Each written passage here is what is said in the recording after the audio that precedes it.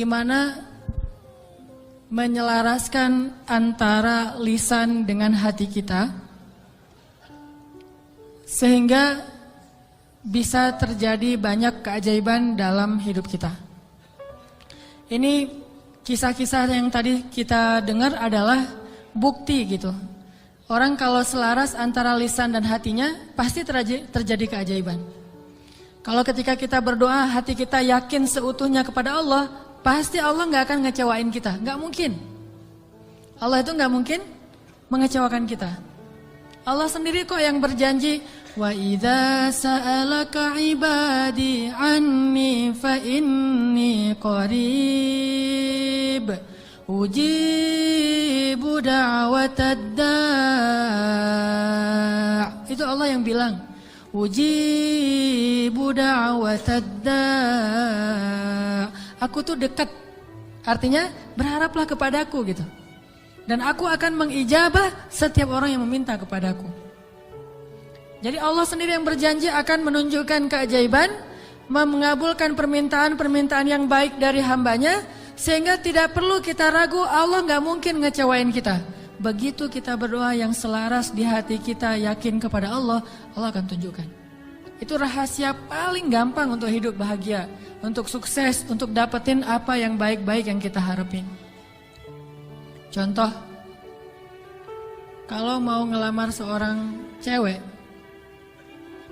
sebelum kita datang ke calon mertua, lobi dulu ke langit pemilik hati mertua. Jadi bukan dandan nomor 1, itu mah yang kesekian. Bukan misalnya bawa CV yang bagus, isi CV-nya teh. Kalau perlu tanggal lahirnya diedit, biar gak terlalu ketuaan gitu ya. Cuma diedit 1 angka doang, angka terakhir yaitu tahun. Kemudian pekerjaan, wira swasta. Kan sekarang wira swasta mah keren ya, pengusaha gitu ya.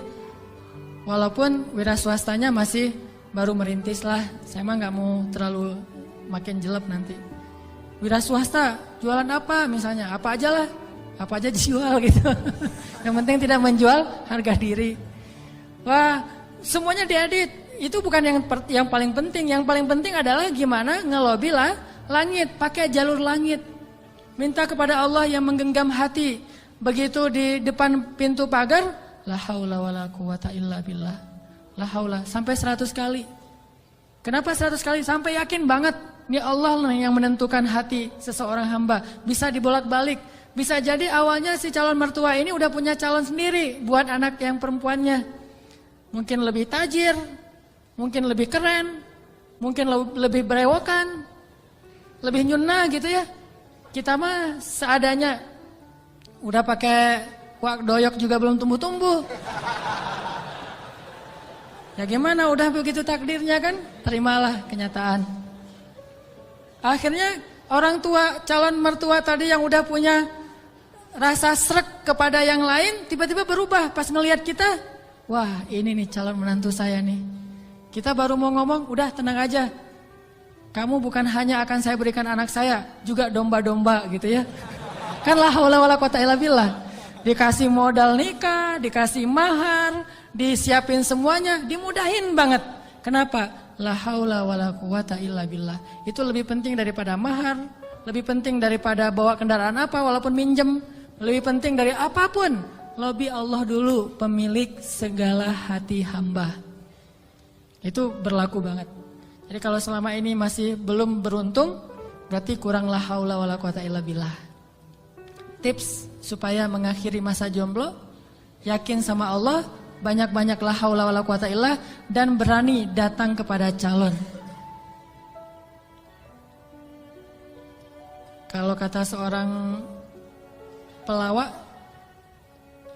kalau kita jelek, jangan takut untuk mencintai seorang perempuan, karena yang takut itu harusnya yang dicintai, kan gitu ya.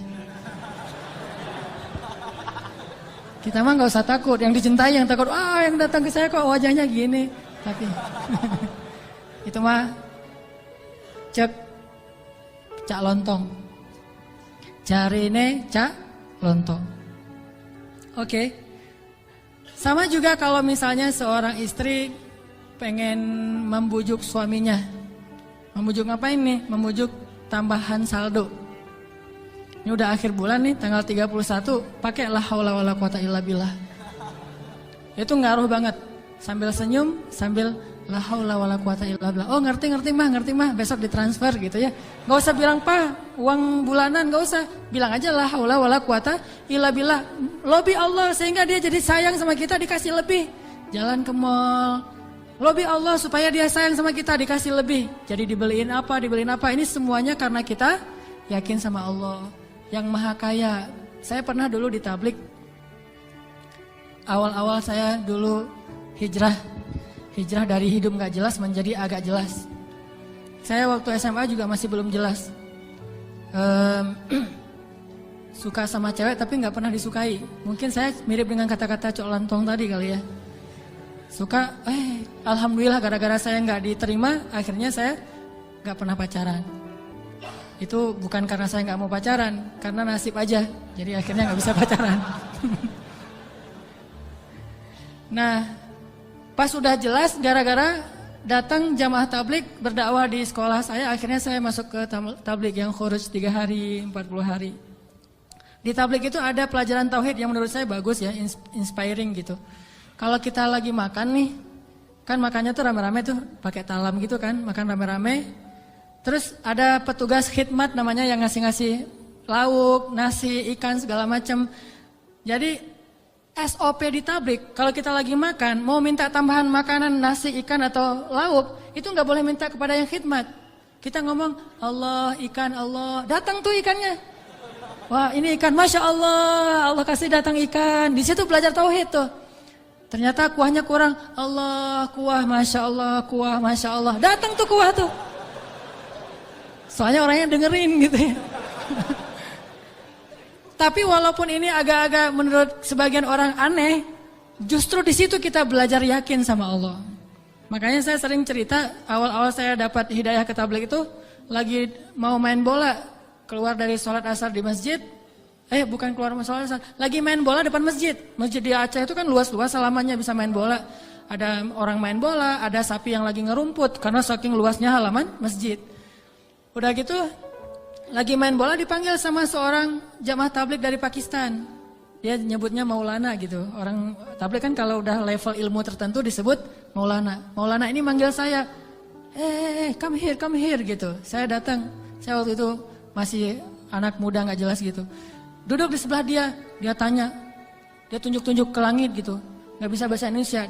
Saya bilang, kenapa? Oh langit, saya bilang, langit Allah cipta, kata dia. Terus tunjuk ke pohon. Saya bilang pohon Allah cipta. Dia tahu bahasa Indonesia cuma satu kalimat, Allah cipta. Pohon Allah cipta. Saya tunjuk anak-anak, dia nunjuk anak-anak. Oh, orang Allah cipta. Itu aja selama setengah jam. Begitu setelah setengah jam Allah cipta, tiba-tiba saya ngerasa kayak ada yang masuk ke dalam hati saya tuh sejuk banget. Saya langsung pergi wudhu, saya sholat kayak orang dihipnotis gitu. Sholat asar sendiri, udah selesai sholat asar sendiri, dia temukan dengan tabligh yang ada di situ, orang lokal, masuklah saya ke tabligh, khuruj 3 hari. Pulang ke rumah, saya dianggap orang aneh oleh orang tua saya. Wah kamu gak boleh ke masjid lagi, kenapa? Kamu sekarang aneh. Aneh apa? Udah rajin ke masjid. Rajin ke masjid aneh dulu teh. Orang tua kan takut ke jaring aliran apa mungkin yang mau jadi pengantin, bom bunuh diri atau apalah, takut. Terus saya mulai pakai jubah waktu itu, jubah putih, sorban putih. Begitu saya lewat depan tetangga ada anak kecil lagi main, dia bilang, "Mak, malaikat lewat," gitu. Waduh, saya malaikat gitu. Luar biasa. Ini artinya belajar yakin. Kalau di beberapa dakwah itu benar-benar bab la ilaha illallah ini benar-benar kurikulum paling penting dan ini yang harus kita pelajari. Kalau kita ngandelin Allah banget dalam segala urusan, la yudayya'anallah, itu intinya. Allah nggak akan ngecewain kita.